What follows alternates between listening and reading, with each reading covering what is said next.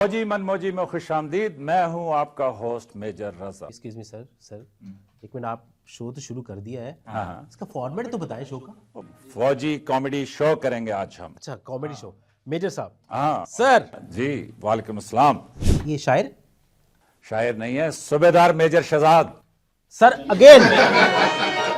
आंख ना निकाल देना यार, ये डरे हुए हैं, बहुत सहमे हुए हैं, जैसे अभी डाला आएगा उठा के ले जाएगा, ऐसी कोई बात नहीं है। मैं परसों एक रिक्रूट को देख रहा था, वो रास्ते में से जा रहा और उसने अचानक से गन सलूट कर दिया। वो मैंने कहा भाई क्या हुआ है, ना यहाँ पे ऑफिसर है ना पे जेसीयू है, क्या हुआ क्या तुझे? कहता है सर लेके आ रही जनरल स्टोर। म्यूजिकल शो में एक तरतीब होती है, सबसे आगे जनरल्स बैठे होते हैं, उसके पीछे ब्रिगेडियर, कर्नल, फिर सबसे लास्ट पे फौजी जवान खड़े होते हैं।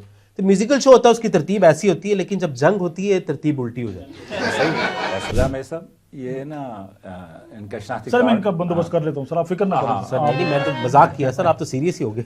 मेरे साथ फौत हो गए तो उसका सिपाही का फर्ज ये बनता है कि जाके जनाजे पे जाए और ठक से सलूट करे और फिर वापस आए। और अगर सिपाही मर जाए तो फिर अगर मेजर साहब उसके जनाजे पे जाते हैं तो सिपाही का फर्ज बनता है कि मरा हुआ भी उठे, सलूट करे और फिर मर जाए। जब आप सलूट करेंगे तो उसका जवाब भी तो देना उसका पड़ेगा। जवाब भी देना पड़ेगा।